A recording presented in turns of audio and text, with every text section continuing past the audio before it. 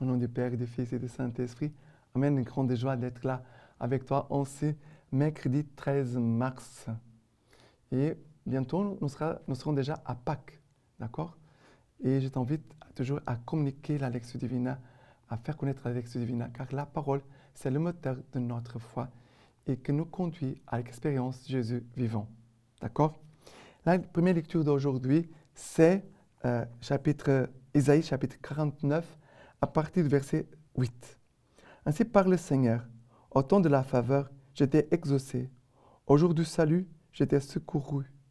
Je t'ai façonné, je t'ai fait de toi l'alliance d'un peuple, pour relever les pays, pour restituer les héritages dévastés, pour dire aux captifs, sortez, à ceux qui sont dans les ténèbres, montrez-vous.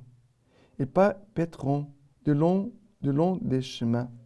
Sur tous les monts chauves, ils auront un pâturage. Ils n'auront plus faim ni soif.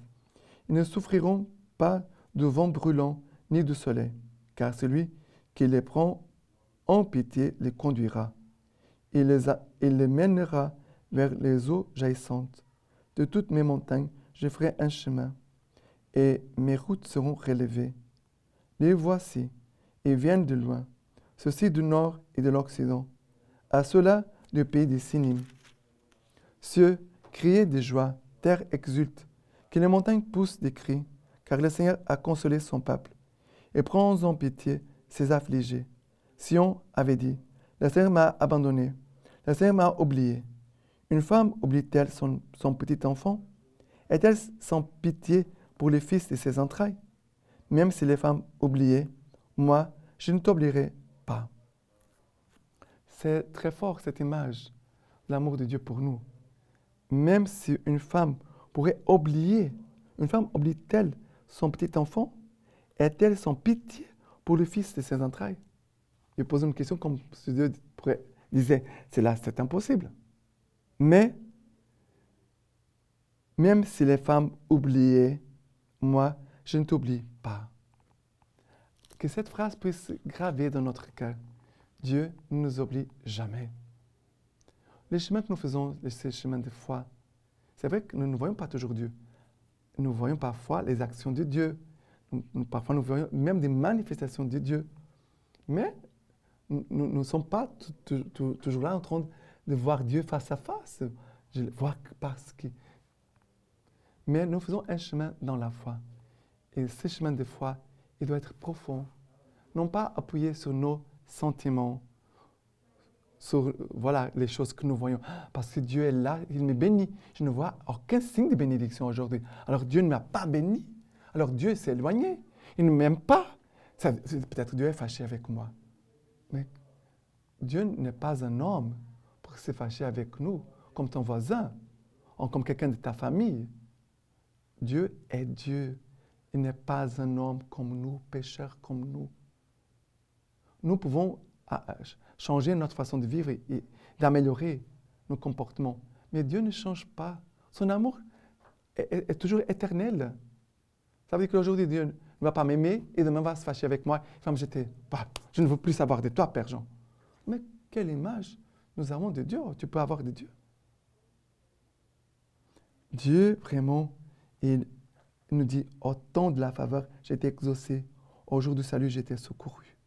Je t'ai façonné. J'ai fait de toi alliance d'un peuple.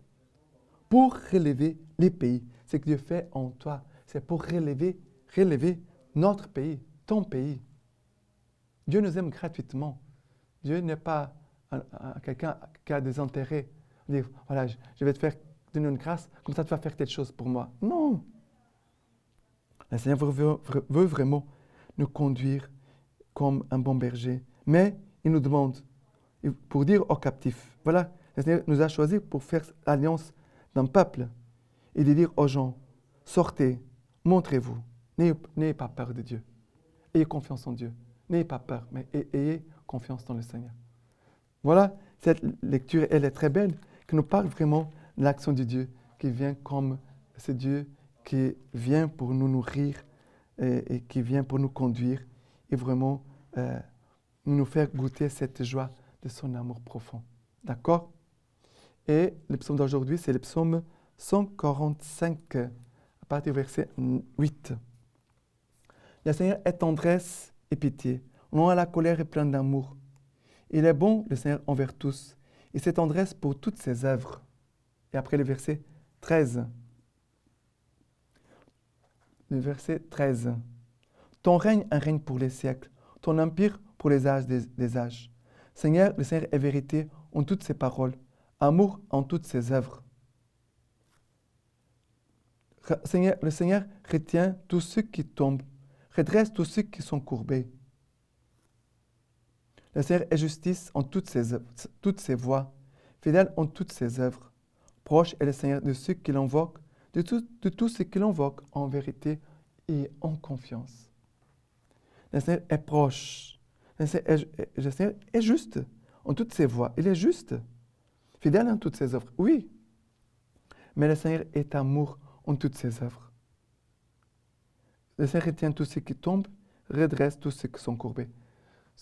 Si nous connaissions l'amour de Dieu pour nous, mon Dieu, c'est comme Jésus dit à la Samaritaine, « Ah, si tu connaissais l'amour de Dieu, et qui te dit, donne-moi à boire, c'est toi qui demanderais, et je te donnerai à boire de l'eau vive. » Cette femme ne connaissait pas l'amour de Dieu, mais elle va faire une expérience profonde de l'amour de Dieu.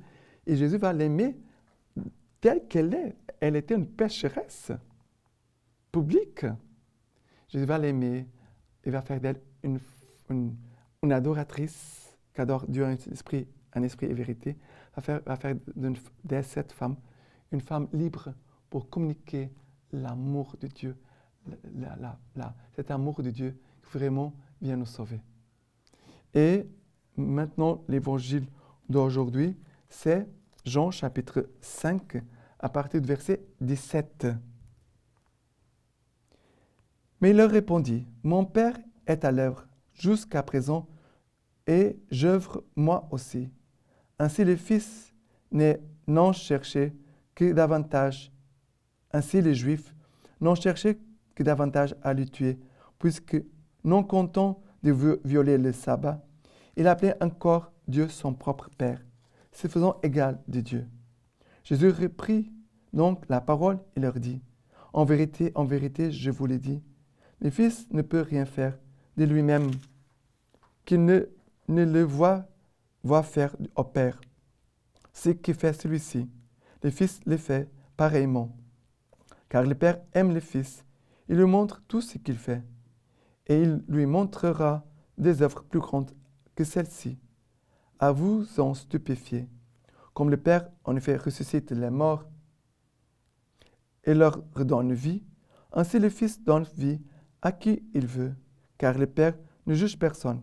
Il a donné au Fils le jugement tout entier, afin que tous honorent le Fils, comme ils honorent le Père. Qui n'honore pas le Fils, n'honore pas le Père qui l'a envoyé. En vérité, je vous le dis, celui qui écoute ma voix et croit à celui qui m'a envoyé, a la vie éternelle. Et ne vient pas en jugement, mais il est passé de la mort à la vie. En vérité, je vous le dis. L'heure vient, et c'est maintenant, où les morts entendront la voix du Fils de Dieu, et ceux qui l'auront entendu vivront. Comme le Père, en effet, a la vie en lui-même, de même a-t-il donné au Fils d'avoir aussi la vie en lui-même. Et lui a donné pouvoir d'exercer le jugement, parce qu'il est le Fils de l'homme. Ne soyez pas étonnés, car il vient l'heure où tous ceux qui sont dans les tombeaux entendront sa voix et sortiront. Ceux qui auront fait le bien pour une résurrection de vie, ceux qui auront fait le mal pour une résurrection de jugement. Je ne puis rien faire de moi-même.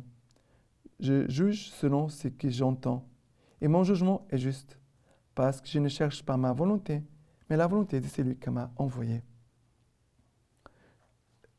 Jésus, il fait seulement ce qu'il voit le Père faire.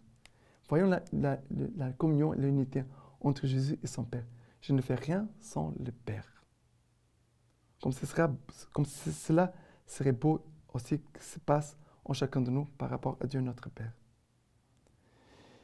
Le Fils, ce que Jésus voit faire le Père, c'est ce que le Fils le fait pareillement. car le Père aime le Fils. Il lui montre tout ce qu'il fait. Le Père aime. Le Père nous aime, le Père t'aime.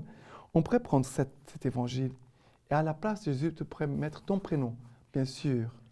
En voyant, il faut savoir distinguer ce qui concerne Jésus-Christ, le rôle de Jésus comme sauveur, comme Messie, mais aussi ce qui concerne ta personne comme fils aimé de Dieu. Et Jésus va dire à la fin, « Car je ne cherche pas ma volonté, mais la volonté de celui qui m'a envoyé. » Quelqu'un qui aime cherche la volonté de celui par lequel il est aimé. Et Jésus va dire aussi une chose très importante, « En vérité, je vous le dis, celui qui écoute ma voix et croit à celui qui m'a envoyé, a la vie éternelle. Il ne vient pas en jugement, mais il est passé de la mort à la vie. » Par la parole, par l'écoute de la parole, nous passons de la mort à la vie. Par l'écoute de la parole, nous entrons dans la volonté du Père, dans l'amour du Père. Par la parole, nous entrons dans cette conversion qui nous fait faire la volonté du Père et non pas notre volonté. D'accord? Et la lecture patristique d'aujourd'hui de Saint Maxime. Dieu n'aime ni désire rien davantage que de voir les hommes se tourner vers lui par une véritable conversion. Et les verbes divins de Dieu, le Père, a voulu montrer qu'un tel désir était beaucoup plus divin que tout autre. Il nous a instruits de 1000 manières pour que nous ayons une bonté pareille à la sienne, et il nous a invités à un parfait amour mutuel. Maintenant, je vous laisse la bénédiction par les mains toutes pures de la Vierge Marie. Dieu Tout-Puissant vous bénisse et vous garde, le Père, le Fils et le Saint-Esprit. Amen.